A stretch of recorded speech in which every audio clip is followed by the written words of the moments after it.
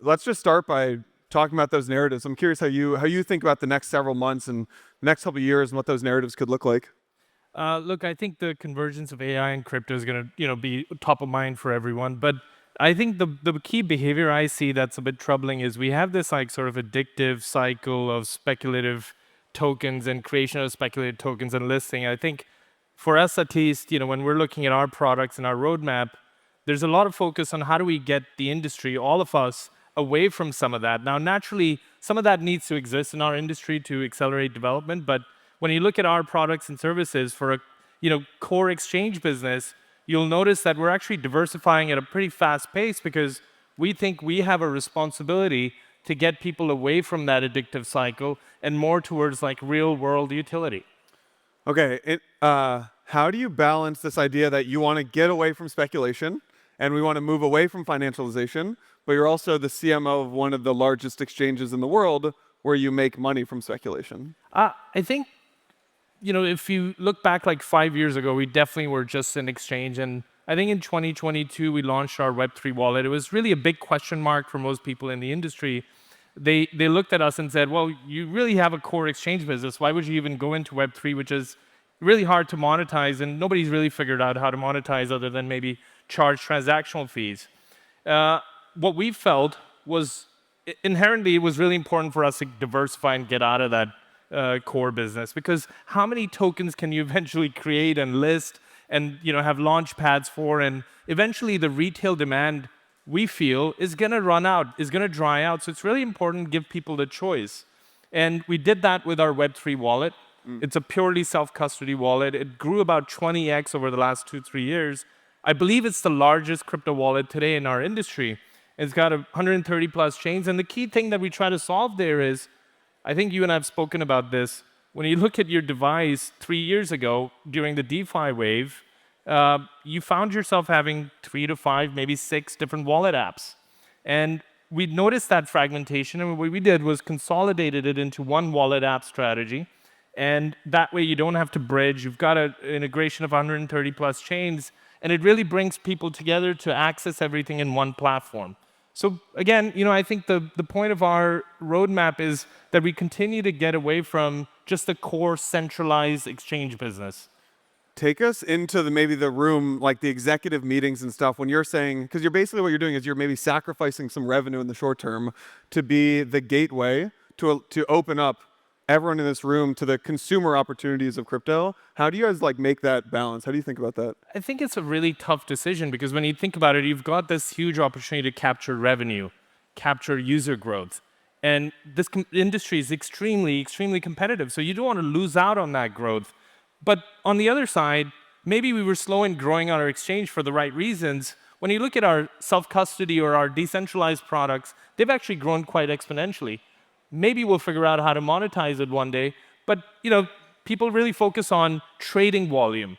And fast forward 5 years from now, I just don't think that's going to be the metric that we hold ourselves accountable for. Yeah, so when you look at the consumer apps, like something like a Polymarket or something about stable coins and payments, will you guys start to own those applications? Will you build them in-house? Will you be the gateway to those things? I think our core purpose is to always be the ultimate gateway, the central point where people can discover and access these applications, including dApps. I think we have a large, really, really large dApp ecosystem now in a search engine. So for us, would OKX go and build its own stablecoin network? Probably not. That's not how we view the world. We see that as a conflict of interest. For us, at least as a business, I think we're going to focus on real-world applications. I know some of the speakers were talking about, well, where do the next billion people come from? And I think at OKX, our focus is how do we get away from the core exchange business, go into decentralized products, go into payment products, work with companies like MasterCard and Stripe, and bring 1 billion people with real-world utility. Maybe let me pivot a little bit into more of a controversial, sensitive topic, which is kind of the underbelly of the industry. So as the CMO of one of the largest exchanges in the world, I think you're probably privy to information that not all of us in the room are privy to. Maybe, I don't know how much you can share, but I'd love to hear just what's going on in kind of the underbelly of the industry. What are some of the activity, maybe at other exchanges, maybe it's just the rest of the industry that starts to kind of concern you? I don't know how much you can share, but. Gosh.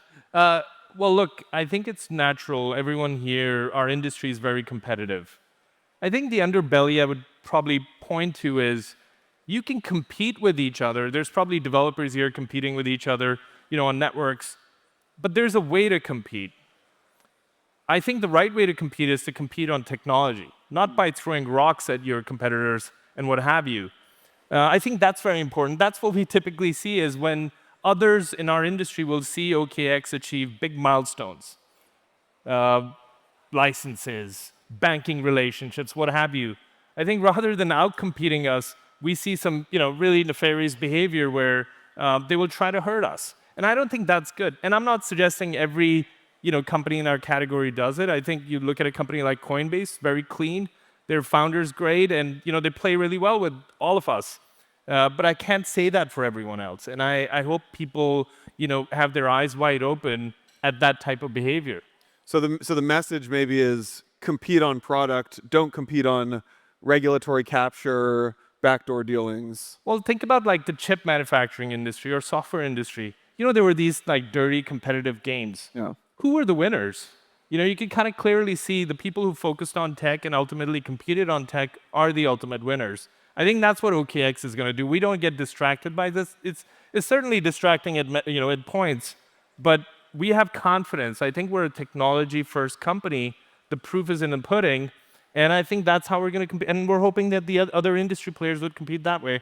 Now, you asked me about the underbelly. I think the one other thing I would call out is, as a CMO, I receive 9 out of 10 inquiries that I get from journalists are typically about like hysterical, investigative, like gossip column stuff.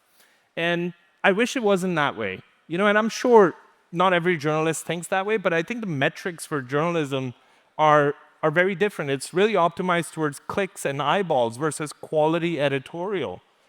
I wish I could tell you that all the good stuff OKX does. I wish 9 out of 10 journalists were reaching out to inquire about that, but it's typically not that. It's mostly about like gossip stuff, or it's about like speculation on whether we were getting investigated or somebody else is getting investigated, and it doesn't build up the industry. It's sort of like it's a conflict because even the journalists are in our industry. They should be supporting the industry, and oftentimes it doesn't feel that way. You mentioned journalists. You mentioned other exchanges. What's the hardest thing that you deal with on a day-to-day basis? I think the hardest thing for us is, again, compromising on short-term user growth. So when there are new tokens that are highly speculative, there's a big community, there's a lot of energy, how do you make the tough decision of not giving community what they're demanding? Because these communities, what will happen is, you'll go on X and they'll demand you to list these things. So there comes a point where you kind of have to list it. But I think that's the key challenge is how do we sort of continue to diversify, get away from that stuff, and really focus on applications. Like you look at OKX Pay, that's our take at bringing self-custody into a more practical mode where you actually don't there's not a high probability of you losing your keys and losing your crypto. So I think that's what we're trying to do. We're trying to shift even our internal culture to a place where we just don't have that dependency on the core exchange business. Will that start to show up in the product decisions and go-to-market decisions that you guys make? For example, one way that you could make a lot of money really quickly is listing every new token. You could be the first to list every token. You're going to make more money than the other exchanges.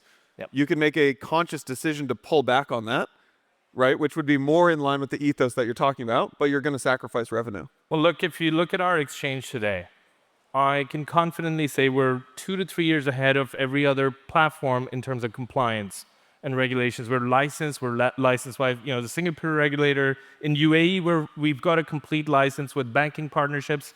That happens because regulators have confidence in our compliance controls.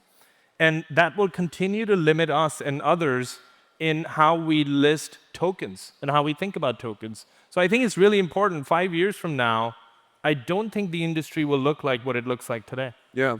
You just ran the whole redesign. I think you were in charge of the whole redesign for the entire UI, UX of the OKX wallet. What was that process like? And maybe differently asked, I heard someone talking yesterday about nobody in crypto knows how to find product market fit, right? The product people really aren't in the industry yet. I'm curious how you guys thought about finding product market fit for this, how you went about this full redesign. I think the philosophy for us is consensus kills all great ideas. It's unfortunate, but that's just the way it works. And we've learned from that. So I think for the redesign in particular, what we said is, look, we're going to identify 3 people at the company. We're going to create a small squad team. We're going to move fast, no surveys. We use what we have, the data we have, and what we learn from our customers, and execute really fast so we can put something out there and get recall. So I think the biggest learning from that redesign has been is, one, it's really important that if we're going to make crypto part of our daily lives, that design, user experience ultimately is prioritized. And number 2, execute in small teams. You actually don't need a large team to do great things. Yeah. Maybe as we think about wrapping this up, you guys just had this huge reveal. I mean, I'd like to hear why this fireside chat is called Mild, Mild West, right? And for those who don't know, you had a big premiere of your film. And I've gotten to know you over the years, and you've been spending a lot of time and energy on this film. I think let's talk about the film. I'd love to hear why you spent so much energy on it.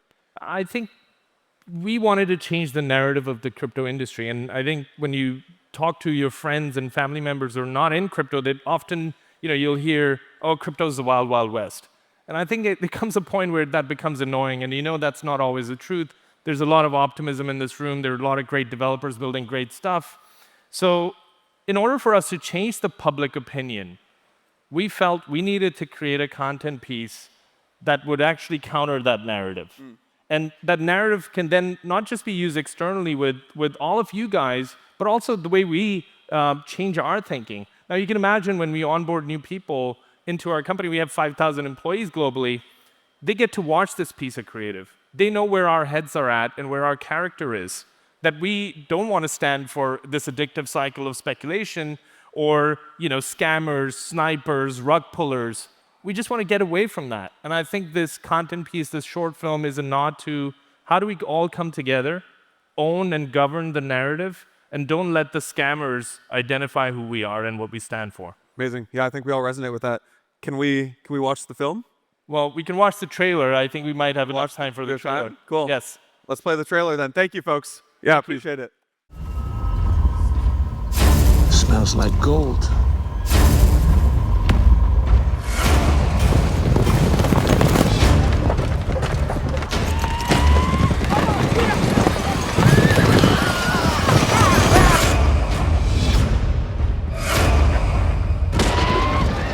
Let me tell you a little story. I'm tired of this. Okay, where's the gold? Enough! No gold? Yeah! You're the only one who's not having fun. It's a fair trade. Better be good.